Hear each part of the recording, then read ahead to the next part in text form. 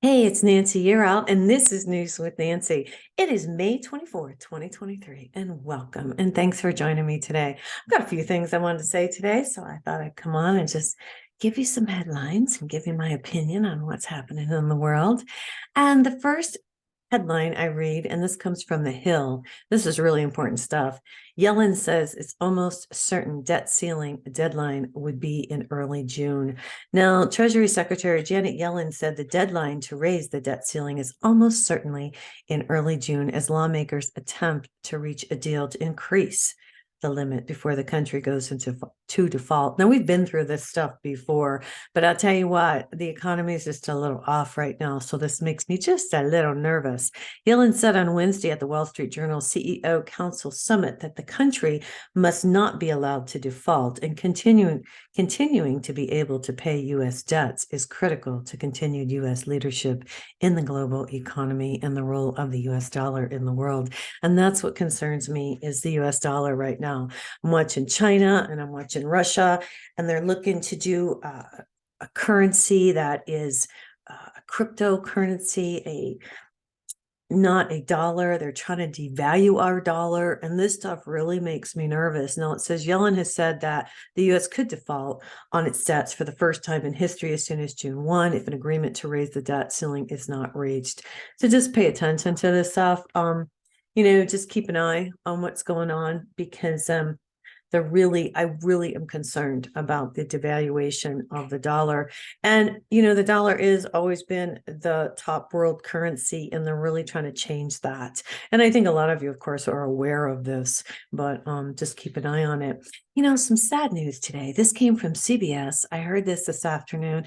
Tina Turner, the music superstar whose career spanned 5 decades, has died at 83 years old. God, she was a fabulous lady. I really thought a lot of her. Her death was confirmed to CBS News by her spokesperson, Bernard Doherty, on Wednesday afternoon. Known for her hits like What's Love Got to Do with It, Turner won 12 Grammy Awards over her storied career.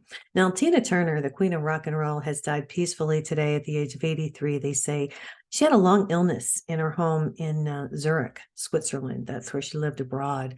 And this was on a news release that came through. He said that Turner will be honored at a private funeral. And this is the quote from her spokesperson. It is with great sadness that we announce the passing of Tina Turner. The Post read, with her music and her boundless passion for life, she enchanted millions of fans around the world and inspired the stars of tomorrow. Today, we say goodbye to a dear friend who leaves us all her greatest work, her music. All our heartfelt compassion goes out to her family. Tina, we will miss you dearly, and that's the truth. And God bless Tina Turner. She really was a great lady. She stood up to Ike, God bless, and she went on her own, and she lived abroad, and she had, I believe, a really great end of her life because she did, do what she wanted to do. And I'm really happy that she had, I think, a good run of it. So God bless, and hopefully she's watching over us up there. So the next one, I pulled this because this is some good news, you guys. Here's the headline. Homeless man hailed as hero for rescuing family from apartment fire. He was an angel, and we all know there's angels out there. So Claudia Jimenez opened the window and called out to anyone who could hear, needing somehow to find a way to escape while the front door was blocked by fire. The first person on the scene wasn't a firefighter. It was Joe Hollins, who lived in a homeless encampment with his wife near Claudia's house. All I see is a lady, this is what he says. All I see is a lady pull open the window and she's screaming, please help me, please help me. The mother of two then had to make a difficult choice. I don't think this is a difficult choice. I don't like how they wrote this, but it says, I'm just reading it.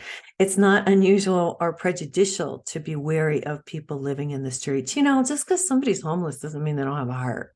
So I don't like this part. But anyway, her 1-year-old daughter, Valerie, and 8-year-old Natalie, were able to survive because Holland caught them. Under the window, Holland called to Claudia saying he would catch the children in his arms. She trusted the man and not only dropped Valerie and Natalie, but the two dogs as well. It took Claudia herself a while to summon the courage to jump, but she managed it, and Holland still had the strength to catch her. God bless.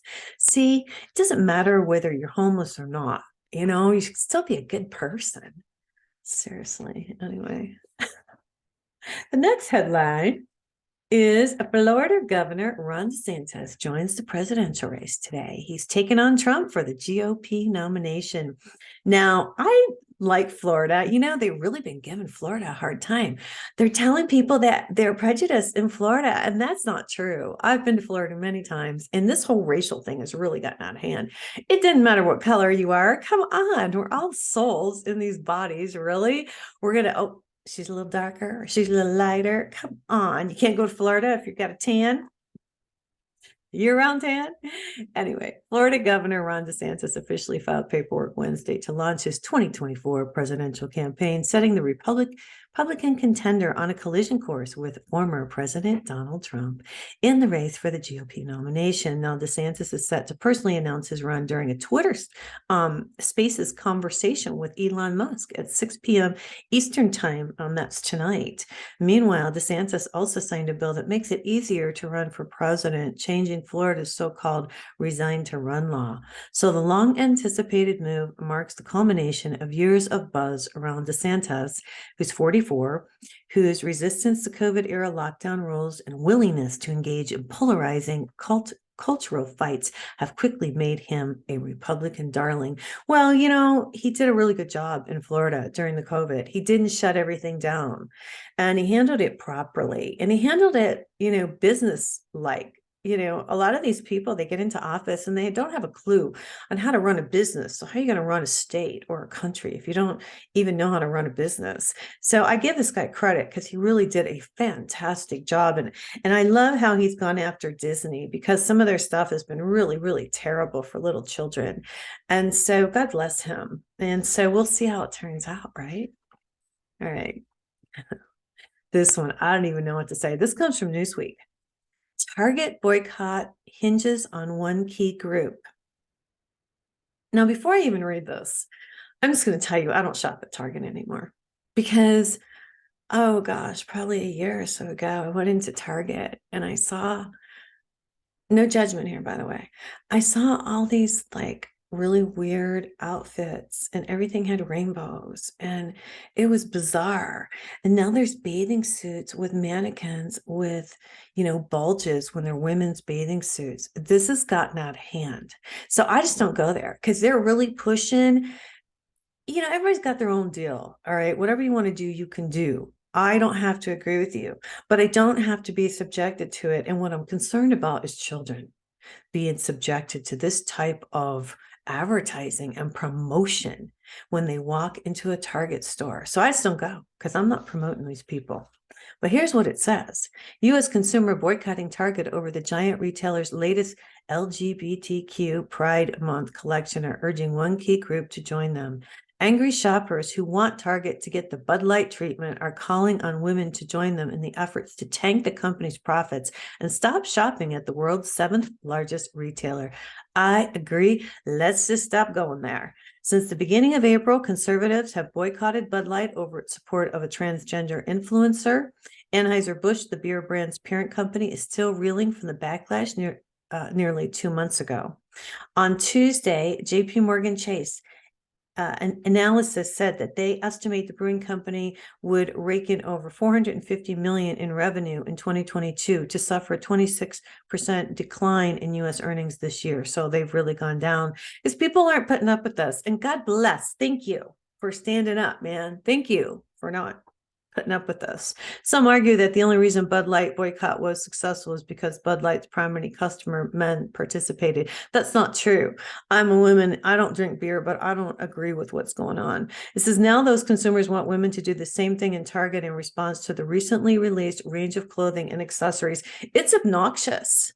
Seriously, I don't want to go into Target and see a bathing suit for a woman with a man's bulge. I mean, really? That's This is getting really flippin' weird, and we have to stand up and do something about this. Okay. I'm just saying. Just saying. No judgment. Just saying. Okay, so this weekend is Memorial Weekend, and I pulled this because I was like, this is really crazy because I think they're controlling our weather. But it says Memorial Day weekend storm could menace southeast mid-Atlantic.